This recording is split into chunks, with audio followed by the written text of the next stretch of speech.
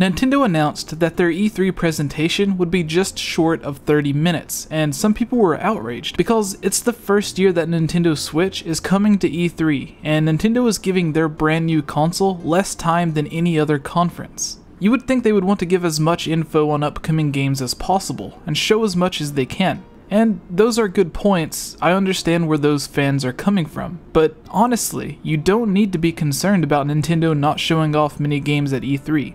Reggie recently had an interview confirming that yes, the presentation would be under 30 minutes, but he said no time would be wasted during the presentation, and Nintendo has several unannounced Switch titles to show off. During a completely separate interview, Nintendo said it would be similar to a rapid fire, quickly showing off one game after another. Then during the Nintendo Treehouse, they would give more details on those games. EA took 30 minutes alone just to let people play Battlefront 2, which was a game we had already seen. That's longer than what Nintendo's digital presentation is going to be. If Nintendo stays true to Reggie's word, then we won't get someone talking about specs or giving a speech just to introduce a game. Likely with each trailer ranging from 30 seconds for smaller titles or a sizzle reel of indie games, up to 3 minutes or longer for bigger games like Mario Odyssey. This gives plenty of time for new games to be shown off. But the Direct or digital presentation isn't everything. Following the Direct, Nintendo will have their usual Nintendo Treehouse, which has potential for even more games to be announced, just as in past Treehouses. Last year was focused solely on Breath of the Wild, but this year, we're going to be seeing gameplay, trailers, and more info on ARMS, Splatoon 2, Mario Odyssey, the Breath of the Wild DLC, Pokken Tournament, probably a few 3DS titles, and whatever other games that they've yet to announce.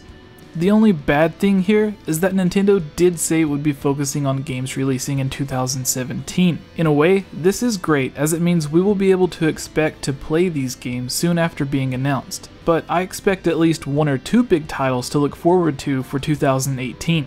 Announcing a Metroid for release in early 2018, or even a brand new IP that is as great as Splatoon or ARMS for late 2018 would be perfect. We also still haven't heard much info on the upcoming mobile games, eShop titles, their online service, or even virtual console. So we have all of those to look forward to as well. If we go back 5 or 6 years to the first announcement of Skyward Sword, Nintendo went the entire E3 conference without even mentioning a new Zelda game. Then later on in the day, or the next day, I forget when, Miyamoto was in a roundtable meeting and just casually mentioned Zelda Wii as it was referred to at the time. That is when we got the first artwork that looked like Twilight Princess Link standing behind Fi. This fueled speculation and theories for years to come, and it wasn't even mentioned during the actual conference. It was just Miyamoto casually being in a discussion and being like, oh yeah, here's some concept art for the next Zelda game.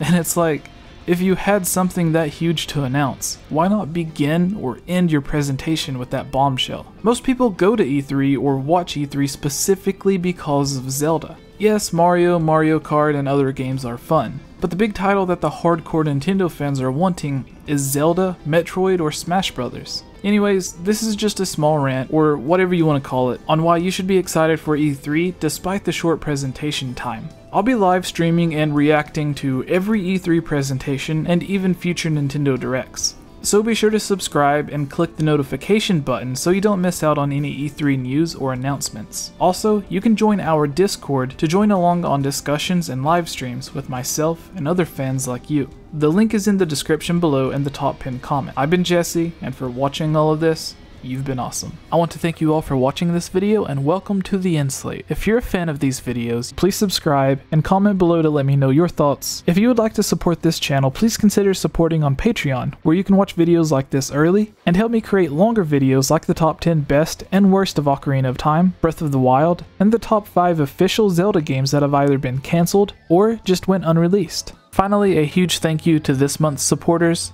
George Says Hi, Link Uses the Triforce, Transcendent Sacred Courage, Glenn Cassio, Prey Warrior, Victopedia, Rusty Caulfield, Robert W., Amanda Pina, Lunarium, Chris Gasparin, Harris Priest, Lovable Christie, Key of Time 15, Jerome Major, Daryl Quinnen, Furzin 16, Kadron, Magic Tech Review, and The Itch Network.